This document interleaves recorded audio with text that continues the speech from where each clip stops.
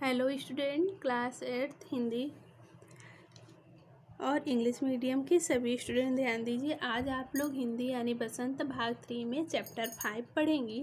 Chapter 5 का जो शीर्षक है चिट्ठियों की अनूठी दुनिया, यानी जो चिट्ठियों की क्या अलग ही दुनिया होती है, इसके बारे में आज हम लोग पढ़ेंगे। ये एक निबंध है, इसको लिखने वाले हैं आपके अरविंद कुमार सिंह जी। आज उन्होंने क्या एक चिट्ठियों की अनूठी दुनिया के बारे में लिखा है, आज उसी पे हम लोग चर्चा करेंगे। ठीक है, तो जो हमारा चिट्ठियों की अनूठी दुनिया है, आज उसी के बारे में पढ़ रहे हैं कि पत्रों की दुनिया भी अजीबोगरीब है। यानी जो पत्र की एक अलग ही दुनिया होती है, एक अलग ही उसका अनुभव होता है, उसकी उपयोगिता हमेशा से बनी रही है। यानी वह आज नहीं, बहुत पुराने समय से यह बहुत ही इम्पोर्टेंट रहा है। पत्र जो काम कर सकते हैं वह संचार का आधुनिकतम साधन नहीं कर सकते। यानी जो काम एक पत्र यानी चिट्ठी कर सकती है, वह काम संचार की जो आधुनिक आज फ़ोन, एसएमएस, मैसेज ये सब है, वो काम पत्र की तरह ये सारे संचार के साधन नहीं कर सकते हैं।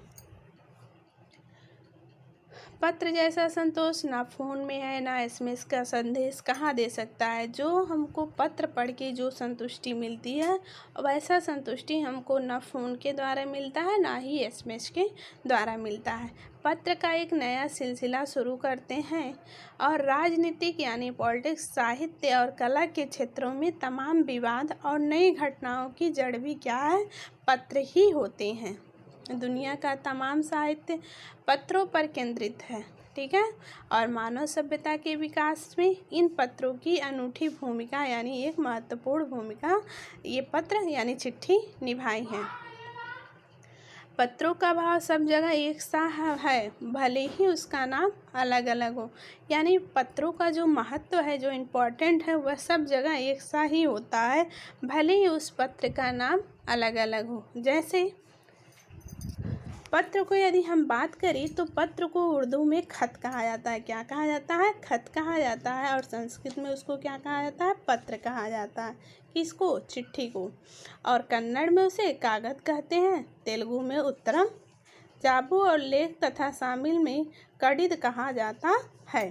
तो ये है पत्रों के अनेक नाम, जिसको हम कई नाम से जानते हैं। पत्र यादों को सहेज कर रखते हैं। जैसे हमारे आजकल फ़ोन, एसएमएस या ईमेल हुआ या फेसबुक हुआ, उससे डिलीट हो सकते हैं, लेकिन पत्र जो होते थे हम उसको कई सालों तक सहेज के रखते थे। उससे हम अपनी यादों को देख करके, पढ़ करके ताज़ा कर लेते थे। ठीक है, लेकिन आज क्या है, आज हमारे फ़ोन कहीं ख़राब हो गए तो कहीं डिलीट हो गए, तो वो चीज़ हमारे यादों से हट जाती हैं। ठीक है, इसमें किसी को कोई संदेह नहीं है। हर एक की अपनी पत्र लेखन कला अलग अलग होती है। प्रत्येक व्यक्ति जो भी चिट्ठी लिखता है, जो लिखने की कला होती है, वो सबकी क्या होती है, अलग अलग होती है, एक जैसा नहीं होता है। उसी को हम कहते हैं पत्र लेखन की कला। और हर एक पत्रों का अपना एक दायरा यानी एरिया होता है। दुनिया भर में रोज़ करोड़ों पत्र एक दूसरे को तलाशते तमाम ठिकानों तक क्या करते हैं, पहुंचते हैं। यानी हजारों चिट्ठियां जो क्या करते हैं, एक दूसरे की स्थान यानी ठिकानों पर तलाशते हुए पहुंच जाते हैं। भारत में ही रोज़ 4.5 करोड़ चिट्ठियां डाक में डाली जाती हैं, जो यह साबित करती हैं कि पत्र कितनी अहमियत रखते हैं। यानी यदि हम भारत की बात करें तो हमारे भारत में रोज़ 4.5 करोड़ चिट्ठियां डाक में डाली जाती थी।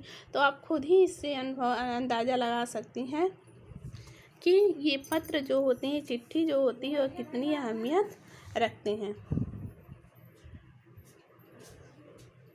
पंडित जवाहरलाल नेहरू ने सन 1953 में सही ही कहा था कि हजारों सालों तक संचार का साधन केवल हराकरी रनर्स या फिर तेज घोड़े रहे हैं। यानी हजारों साल पहले जो संचार के साधन हुआ करते थे, वह जो तेज घोड़े चलाते थे या रनर्स मतलब जो तेज दौड़ते थे, उन्हीं के द्वारा हम अपनी सूचना एक दूसरे जगह पहुंचाते थे। लेकिन उसके बाद क्या हुआ, उसके बाद पहिए आए, फिर पहिए के बाद रेलवे और तार से भारी बदलाव आया। उसके बाद रेलवे और तार, जो टेलीफोन सबसे पहले तार आया जो उससे हम अपनी सूचना का आदान प्रदान करते थे। तार के बाद क्या हुआ कि तार ने रेलवे से भी तेज गति से संवाद पहुंचाने का सिलसिला शुरू कर दिया।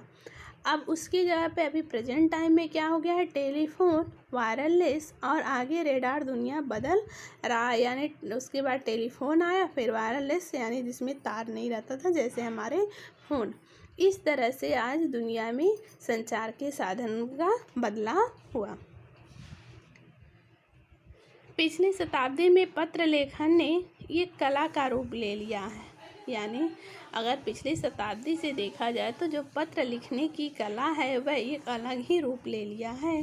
डाक व्यवस्था के सुधार के साथ पत्रों की सही दिशा देने के लिए विशेष प्रयास किए गए हैं। पत्र संस्कृति विकसित करने के लिए जो पत्र की संस्कृति होती है वह धीरे धीरे ख़त्म हो रही है, तो उसको, इस संस्कृति को ख़त्म नहीं करना है, उसको विकसित करने के लिए आज क्या किया गया है कि हमारे स्कूली जो पाठ्यक्रम में होते हैं उनमें पत्र लेखन का विषय शामिल किया गया है। हिंदी में जैसे हम लोग कहते हैं ना, प्रधानाचार्य को एक पत्र लिखिए, या गांव में लाइट नहीं है उसके लिए पत्र लिखिए, तो आज भी इस पत्र लिखने की जो कला है वो आज हमारे स्कूली पाठों में सम्मिलित किया गया है। भारत ही नहीं, दुनिया में के कई देशों में यह प्रयास चले और विश्व डाक संघ ने अपनी ओर से भी काफ़ी प्रयास किए हैं। विश्व डाक संघ की ओर से 16 वर्ष से कम आयु वर्ग के बच्चों के लिए पत्र लेखन प्रतियोगिता भी आयोजित करने का सिलसिला सन 1972 से शुरू किया गया है। ठीक है, यानी जो ये पत्र लिखने की कला है वो आज भी हमारे आधुनिक समाज में प्रचलित है। यह सही है कि खास तौर पर बड़े शहरों और महानगरों में संचार साधनों के तेज विकास एवं अन्य कारणों से कि पत्रों की आवाजाही प्रभावित हुई है, पर देहाती दुनिया में आज भी चिट्ठी ही चल रही है। फैक्स, ईमेल, टेलीफोन तथा मोबाइल ने चिट्ठियों की तेजी को क्या किया है, रोका है, पर व्यापारिक डाक की संख्या आज भी लगातार बढ़ रही है। यानी बहुत सारे ऐसे काम हैं जिसमें आज भी लिखने का काम होता है, यानी पत्र के द्वारा ही काम किया जाता है।